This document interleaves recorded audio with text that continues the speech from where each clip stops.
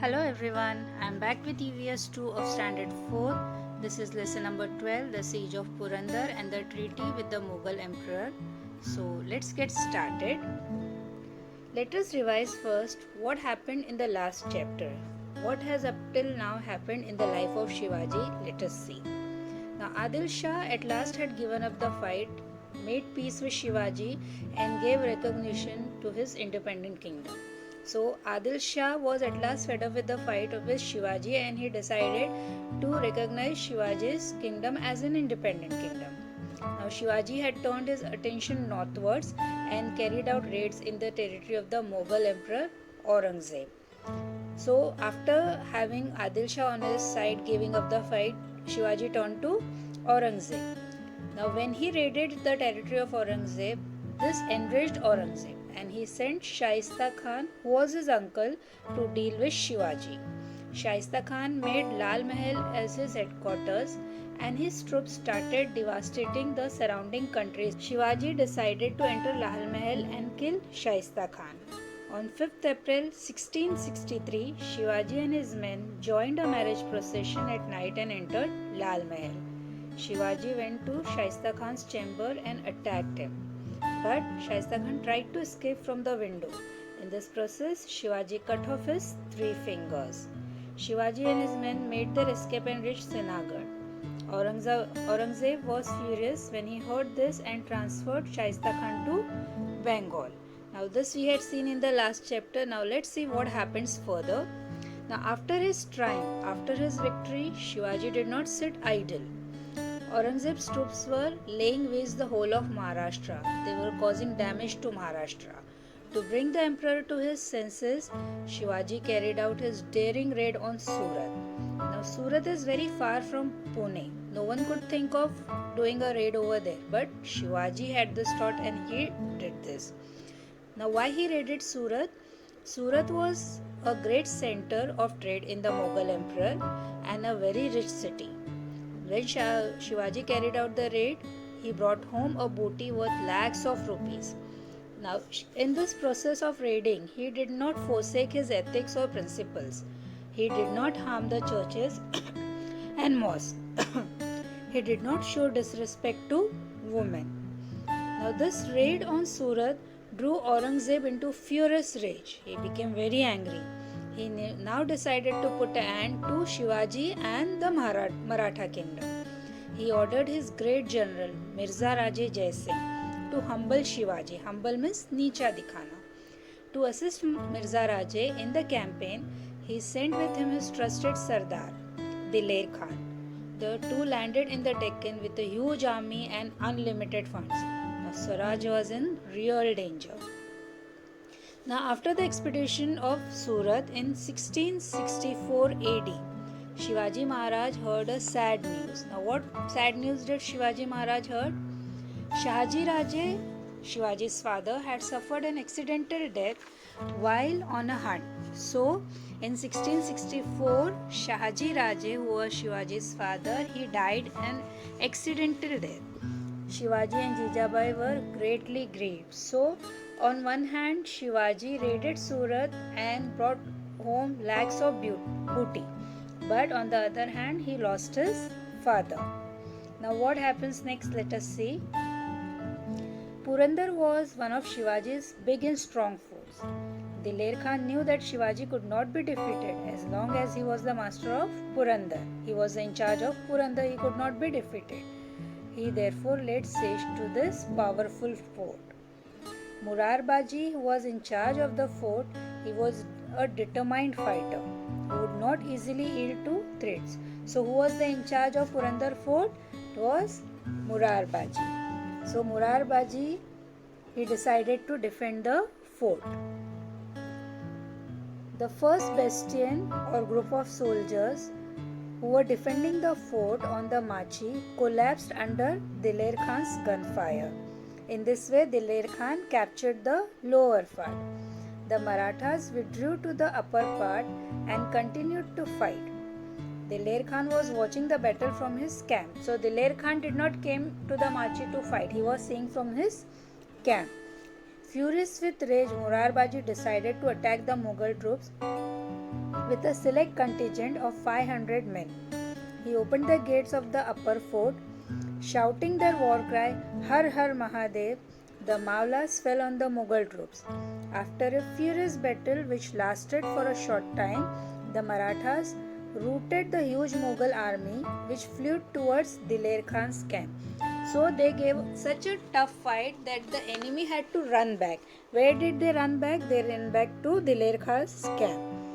Murarbaji followed them in hot pursuit. With his troops, he entered the camp of Diler Khan and wrought havoc there. That means the battle continued in the camp also. Cries and shouts filled the whole camp. In great hurry, Diler Khan mounted his elephant and looked ahead. There was Murarbaji hacking the soldiers to pieces. His sword moved like lightning, cut throats, broke heads, and pierced the hearts of the enemy. No one could stop him or hold him in check. Diler Khan watched in admiration his great deeds of bravery. So Diler Khan started admiring Murarbaji, that what a brave soldier he was. Seeing Diler Khan, Murarbaji asked his troops to attack in full force and himself advanced towards Diler Khan. Whoever tried to obstruct him was cut to pieces. The Mughal troops at last surrounded Murarbaji on all sides. Just then Diler Khan shouted, "Wait, hold back your swords." The Mughal troops halted. Then Diler Khan addressed Murarbaji. He spoke to Murarbaji. What did Diler Khan say to Murarbaji? Let us see. "Until now I have not seen a swordsman like you. You come over to our side. I promise you complete safety. The emperor will make you a sardar and reward you with a jagir." Now his eyes red with anger, Murarbaji was so angry, he said in return, "We are the loyal servants of Shivaji Maharaj. Who wants to buy safety from you? Why should we come over to your side? And who wants your emperor's jagir?" Saying this, he moved toward in the direction of Diler Khan and again started attacking his soldiers. Now Diler Khan was sitting on an elephant. He released an arrow which pierced Murarbaji's neck. So, releasing the arrow, Diler Khan killed Murarbaji. Murarbaji fell to the ground. His followers lifted his dead body and took it back to the upper fort. What if one Murarbaji is fallen? We too are brave like him. We will fight with courage. Saying so, they began to fight again without losing heart. So, after Murarbaji's death, the Maulas, they picked up his body, took it to the upper fort and continued the fighting. When Shivaji heard the news, he was in great sorrow. He knew that he could hold each of his